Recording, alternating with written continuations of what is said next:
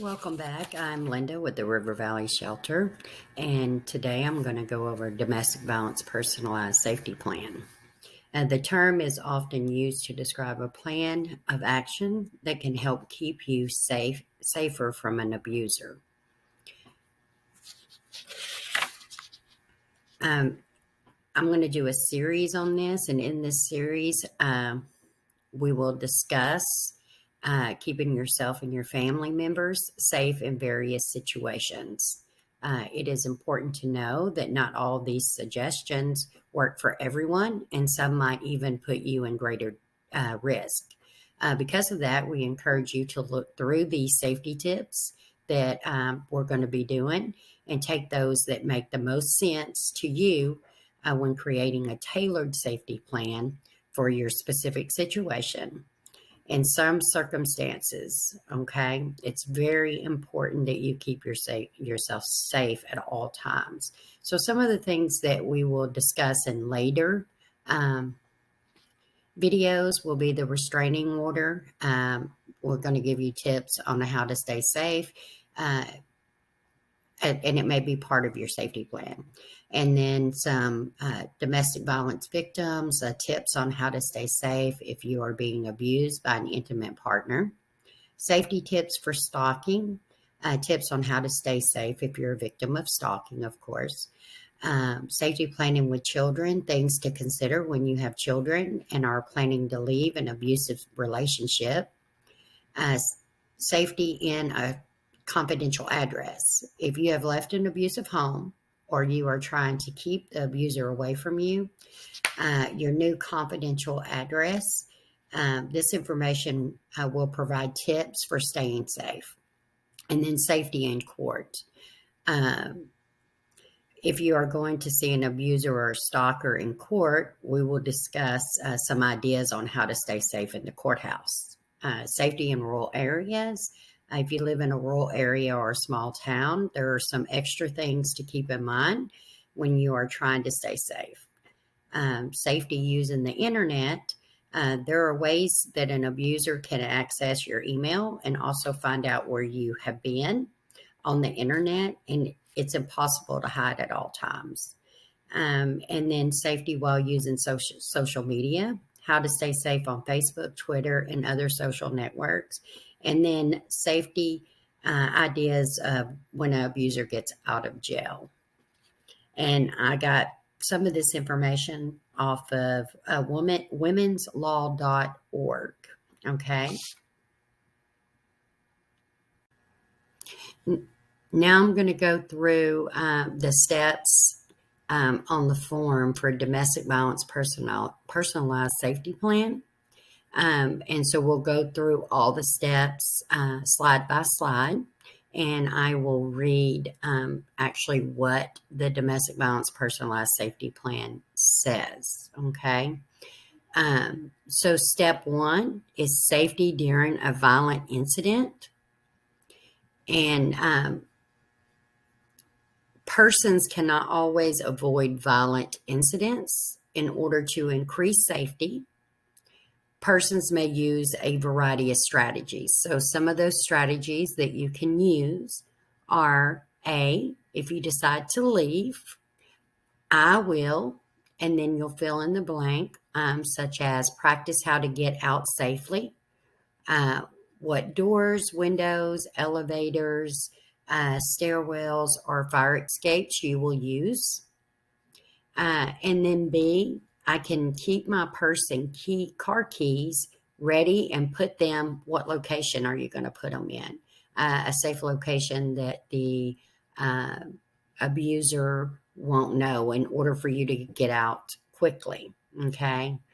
And then C, I can tell blank of what about the violence and request that she call the police if the person hears suspicious noises coming from my house. So like this could be a neighbor that lives right next door to you that you can trust, that won't go back and tell the aggressor.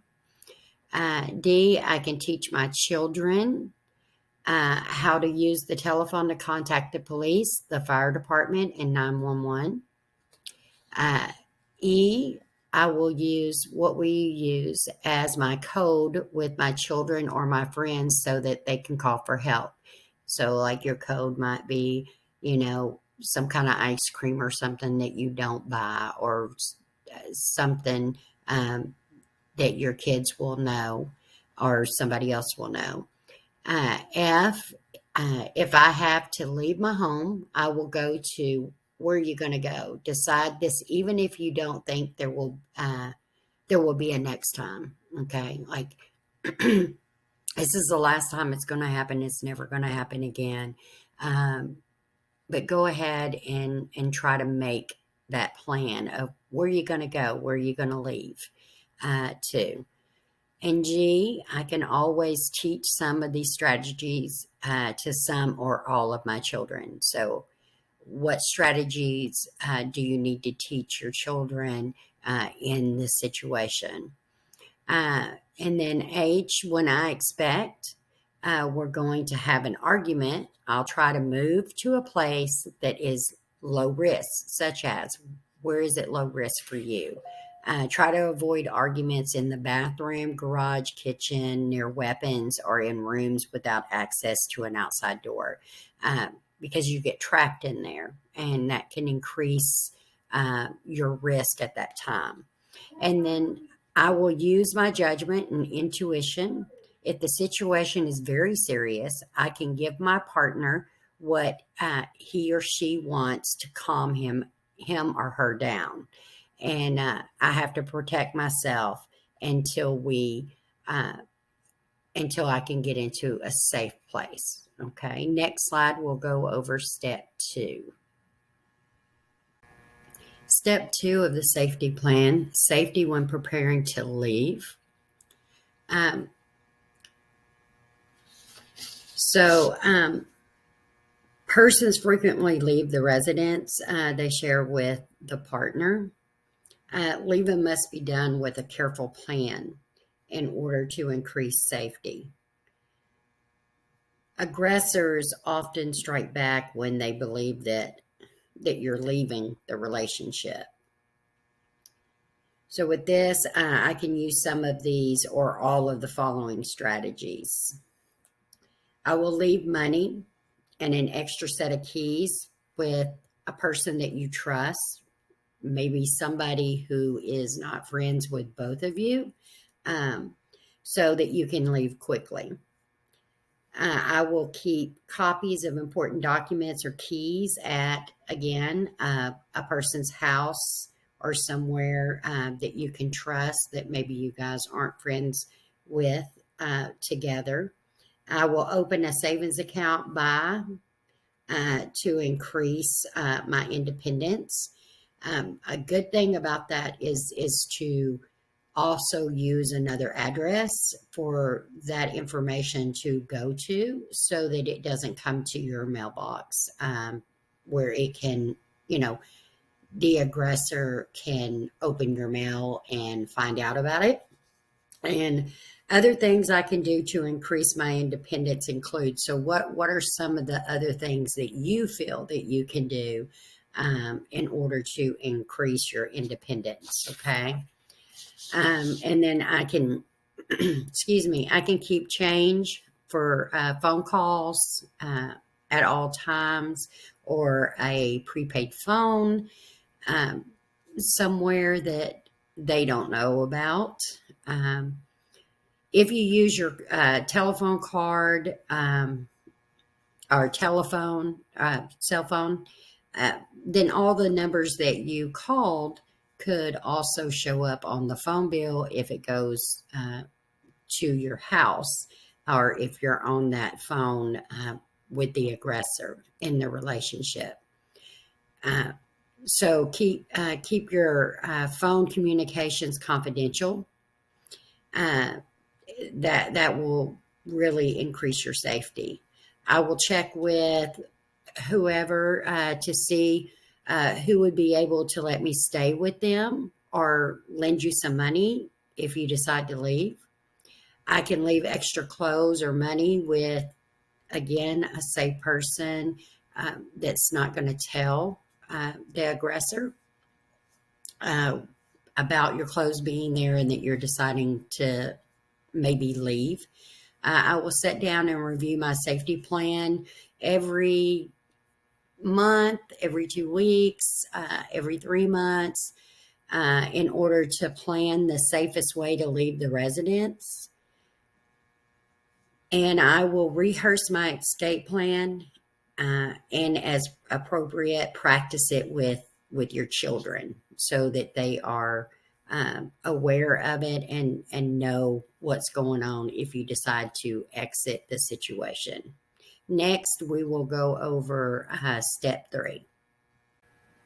Safety in my own residence is step 3. So safety measures you can use um, are things because many things that persons can do or you can do to increase your safety in your own residence. It may be impossible to do everything all at once, but safety measures can be added step by step. So some of those safety measures that you can use is you can change the locks on the doors and windows as soon as possible. You can replace wooden doors with steel or metal doors. You can install a security system, including additional locks, window bars, poles to wedge against the doors, and an electronic system, etc. You can purchase rope ladders to be used for escape from the second floor windows. Uh, you can install smoke detectors and fire extinguishers for each floor of your house or in your apartment. You can install an outside lighting system that activates when a person is close to the house. Teach your children how to make a collect call or to call the police, of course, in the event that the partner takes the child. Uh, you can let people who take care of your children have permission to pick your children up and let them know that the partner is not permitted to do so. And the people will inform about pickup permission that you can inform is people like the school, the babysitter, teachers, Sunday school teachers, your pastor, or anybody else that you can think of. And then you can inform your neighbor, your friends that your partner is no longer resides with you and that they should call the police should the partner show up or be observed or seen near your residence. Okay, so the next one that we're going to do is going to be step 4. Safety with an order of protection is step 4. Steps you can take to help the enforcement of your protection order. Many aggressors obey the protection order, but you can never be sure which violent partner will obey and which will not obey the protection order. So you have to recognize that you may have to ask the police or the courts to enforce your protection order. So you will, it's a good idea to keep your protection order. And so what location are you going to keep it in? Always keep it on or near your person. If you change purses, that should be the first thing that goes into your new purse. You will give your protection order to the police departments in the community where you work, in those communities where you visit your friends or family, or in a community where you live.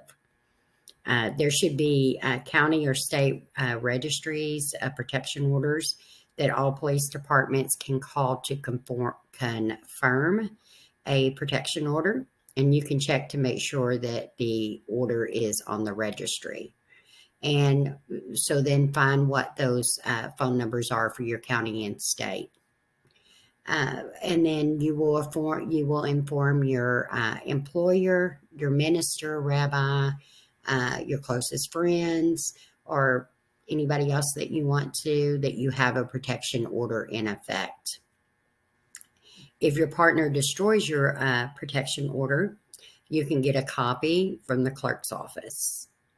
If the police doesn't help, uh, you may want to contact an advocate or an attorney and file a complaint with the chief of police department or the sheriff's office or the state police.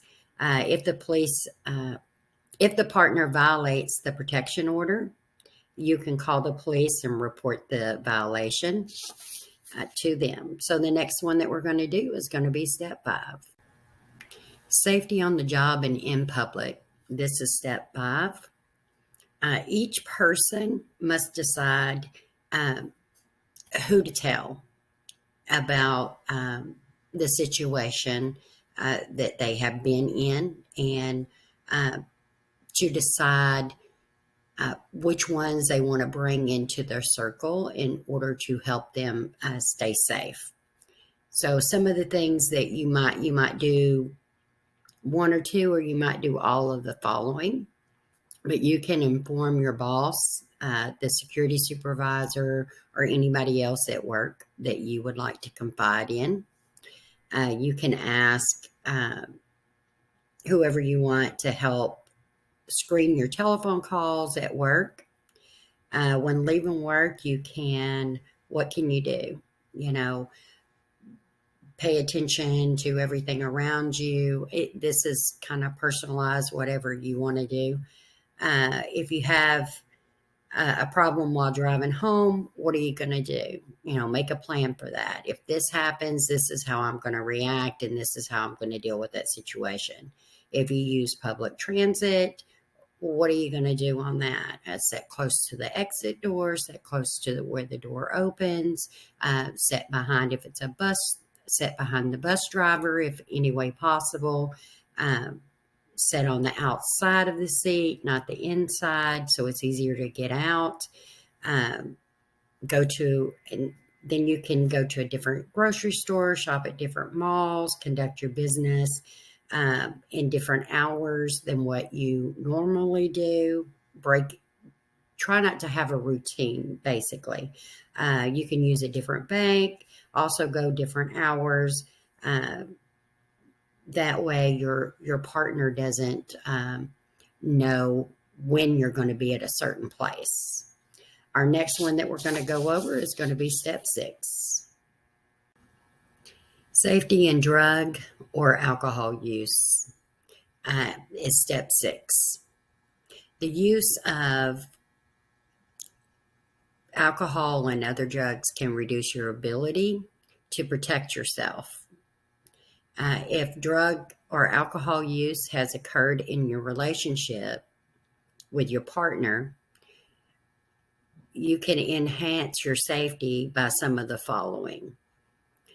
So if you're going to use, I can do so in a safe place and with people who understand the risk of violence and are committed to my safety. If my partner is using, I can do this, or I can do this. And safeguard your children. You might do have them away from the house or whatever it is, because again, this is personalized to you. The next step that we're going to go over is step 7. Safety and my emotional health is step 7. The experience of being in a domestic violence situation is usually exhausting and emotionally draining. The process of building a new life takes more courage and incredible energy. To conserve emotional energy and resources and to avoid hard emotional times, you may want to do some of the following. If I feel down and I'm returning to a potentially abusive situation, I can make a plan of what you can do. When I have to communicate with my partner in person or by telephone, I can I will try to use I can statements with myself and be assertive with others. I can tell myself whatever that is whenever I feel others are trying to control or abuse me.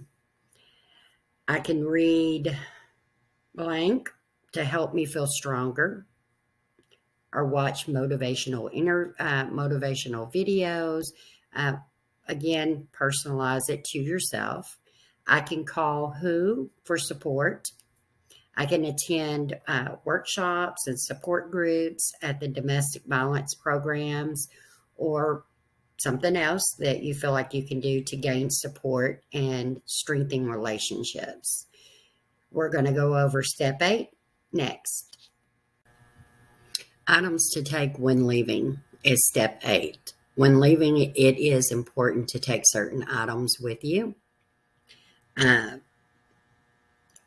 when you leave your partner, it is important to take, or maybe even give, an extra copy of papers or extra set of clothes to a friend just in case you have to leave quickly.